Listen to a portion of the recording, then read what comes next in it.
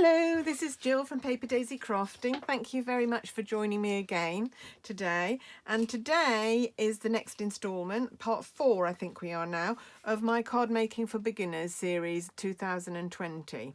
So I've started from scratch, just going through a series of techniques and things that you need to know when you're just starting out on your beginner's journey in card making. And I just hope this series of videos is going to really help anybody that comes along that wants to start card making, doesn't really know where to start. We've got three videos already in the bag. One was a tour of our annual catalogue, which can be quite overwhelming if you're a beginner. So if you've got a catalogue and not quite able to make head nor tail of what you need or anything, have a look at that one. Another one was a project that we did, I'll talk about in a sec. And the other one was the tools you'll need, the essential kit that you'll need to get started. And the video that we did before was just simple stamping, which basically is taking a stamp, any stamp, putting it in a stamp pad, plonking it on the cardstock. Simple stamping, nothing fancy about that at all. Today we're going to take it one step further by using a technique that is called stamping off. And what this does is enables your stamp sets to go a bit further for you. So you can see in this one, this is just simple stamping. This is just stamps, ink, and the card blank, which is one of our note cards. This one is made using exactly the same product, but for some of the stamps, I've done what we call stamping off, which means it's not the first generation of stamp. So I've stamped it in full, and then I've stamped it again without re-inking, and that gives you a paler image, but which is perfectly toned with the other one, with the full strength one. And it just means that your stamps can go a bit further, your inks can go a bit further, because you can get this tonal images without having to have loads of different colour stamp pads. So let me just give you a little demonstration of what I mean. So I'm going to take a strip of our Whisper White cardstock, and I'm going to take this little flower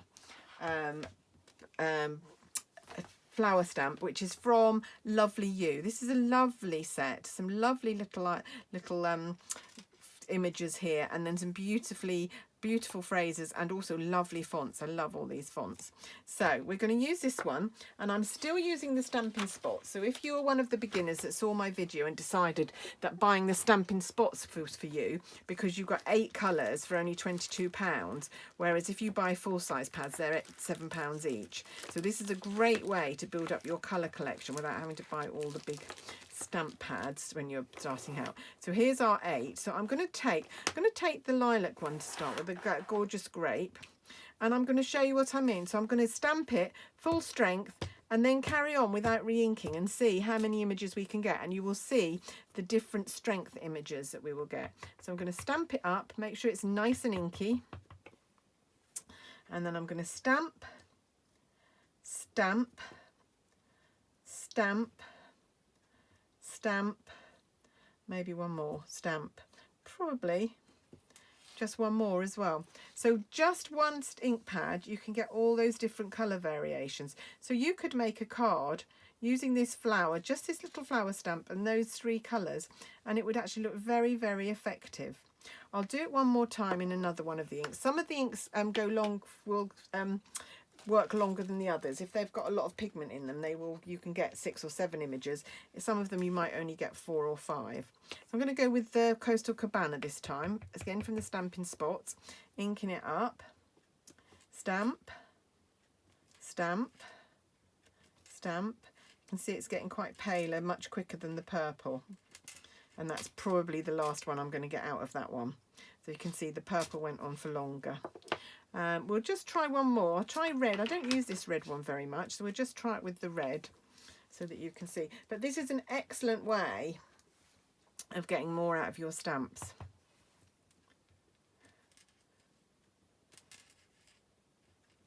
Oh, this is quite nice actually. Don't know why I've not used this one. And this is going to go on a long way. Might even get one more, very pale one. So you can see the gradient of colour going along there. I happen to like this one, which is not the full strength, but when you've stamped it off once. And this one is quite nice as well. These are good for fillers when you've got a little space to fill. But you can see the effect that we're getting there. So what we're going to do is we are going to make a similar card like one of these. Now this one, I made these to demonstrate. So this one is all those stamp sets, all those inks in full strength. So this is just simple stamping, a bit like what we did before with the simple stamping card. I just stamped this straight onto there after I'd inked the stamp pads, and that's what you get. Then this one, I decided to do a mixture of both. So some of these are full strength and some of them have been stamped off once. So I stamped that one, then stamped that one, stamped that one, then stamp that one. So they've got a mixture. Now today what we're going to do is we're going to do one that's completely stamped off. So I'm going to take my card blank again. These are our note cards, 20 note cards and envelopes for £6.50. Such a bargain and absolutely beautiful to stamp on. So our smooth whisper white card. If you are a beginner crafter, paper crafter, and you don't know about this, really makes a difference what cardstock you stamp onto. Some cardstock is very porous and the ink might bleed, or it might dull the colours. Makes such a difference. In fact, you'll see the difference when we start stamping, because I'm going to stamp off onto a piece of scrap paper and you'll see that the colours, actually let me demonstrate that. Let me take, so let's see if we can demonstrate off the hoof here. Let's just see if we can show you on. So that was on our whisper white. This is just on a piece of normal grade printer paper.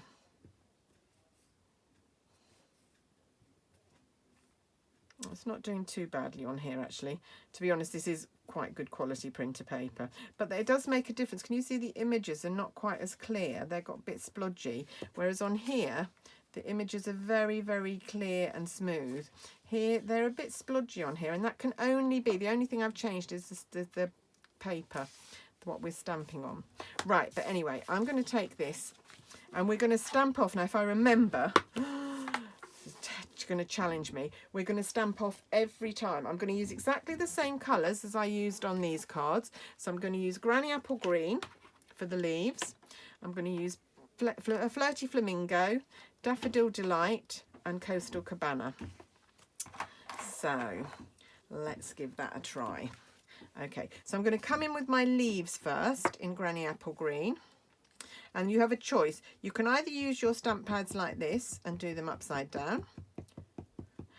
But this stamp is slightly too big for this stamp pad. Doesn't mean you can't use it, but if you do use it, you do need to make sure you stamp it all on the ink pad and just have a check before you stamp. Now, because I don't want to use that full strength, I'm going to stamp off on my scrap paper, and then I'm going to come in and stamp there, and then I'm going to repeat the process. So I'm going to stamp off. Now, what usually happens is I lose my concentration halfway through and start stamping straight onto the paper. I'm going to try very hard not to do that. I know, because people tell me that they were yelling at the video, don't stamp it. Right, and so we're going to get a partial one on the bottom here. I'm going to put it on my scrap paper because I don't want to ruin my grid paper. Like that. And one last one. Oh, round the other way. I'm just trying to turn them, if you can see. So that's beautiful. So that, can you see, that's very different to this one already. Right, and then we are going to use our little flower. I've got my stamping chamois, my Simply Chamois here, so I can quickly clean. I know it looks absolutely filthy, but it's fine. It cleans the stamps really quickly and really well. Right, I'm going to come in with yellow first, I think. Daffodil Delight. So again, I'm stamping off, and I'm stamping on my cardstock. Oh, beautiful.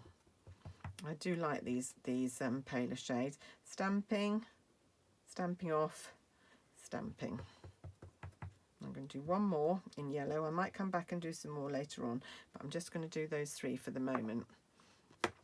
And then I'm going to clean this off on my Simply. So all it needs you to do is just to do a quick wiggle on there, and that's fine. Look, no ink left on it at all. I'm then going to come in with Coastal Cabana. stamp off and stamp. Ink, stamp off and stamp. Ink, stamp off. Where am I going to put this one? In here, I think. Right, there we go. Oh, so I'm liking this. And then again on the Simply Chamois. If you haven't invested in a Simply Chamois, it really is one of the things that is lovely. I know it looks a mess, but it does clean the stamps really easily and really mess-free. Right, and then we're just going to come in with the pink. So stamp, stamp off, stamp. Ink, stamp off, stamp. Ink, stamp off, stamp. And I think that's all the flowers I'm going to do on there. But it's so pretty. Now, let me show you the difference. There we go. So, let me get all this out of the way. Very different colours. I wonder which one you prefer. Both nice. I like both of them. Right, I'm going to use the same sentiment here. Now, I've already got it labelled up on my stamp, and I just wanted to say you need to be a bit careful when you're stamping with these red rubber sentiments because you want them to be straight. So my advice is mount it on your block, and then if you've got anything, you just need a line. So draw yourself a line or use grid paper. Line up the edge of your stamp with your grid paper and stamp. And then you'll be able to see whether your sentiment is straight or not. And then you can use the line of your stamp to stamp your sentiment. So I can see that that's level with the base of my card, so I can stamp there. Right, I'm gonna do it in green actually. I'm going to stamp my sentiment in green this time. I did it in Coastal Cabana on the other two. I did it in Coastal Cabana on the first one that I did, which was that one, which I don't know what I've done with it now, under here. But it's a little bit pale for a pet sentiment, I think. I think it was just a little bit too pale. I think the green might be better. So I'm still going to stamp off. So I'm inking up my stamp. I'm going to stamp off. And I'm hoping this is going to be the right sort of strength. Oh, perfect. That goes really nicely. There we go. So there you go. I have a way to make your inks go even further. So if you've got 8 colours of inks with your Stampin' Spots, you've now got 16 different colours because you can do this at least. And then if you wanted to use any of the more toned down ones, you've got even more colours. So that's just a little tip. So let's put them all in order. We've got the full strength, we've got the mixture, and we've got the stamped off. And whichever one is your favourite, that's fine. But it just gives you a little idea of what else you can do with your inks. So I hope you've enjoyed that. I did also decorate, I did an envelope for this one and an envelope for this one. Haven't yet done an envelope for this one, but I did on this one also do a little bit of stamping inside, so that's something else you might want to do. So just to draw that image through into the centre. And that's it from me today. I hope you've enjoyed that. I hope if you are a beginner that you've enjoyed it and it's given you some tips. And I hope if you're not a beginner that you've just enjoyed watching the video anyway.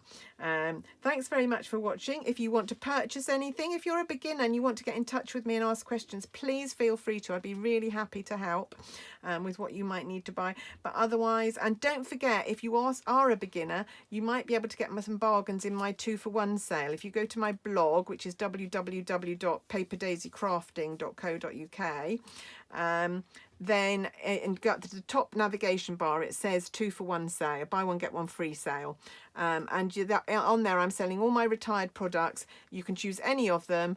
If you choose 2 things, then you get the cheapest one free. So that's a good way to stash, increase your stash without spending too much money. But that really is all from me today. Thank you for watching, and I will be back soon. Thanks, bye.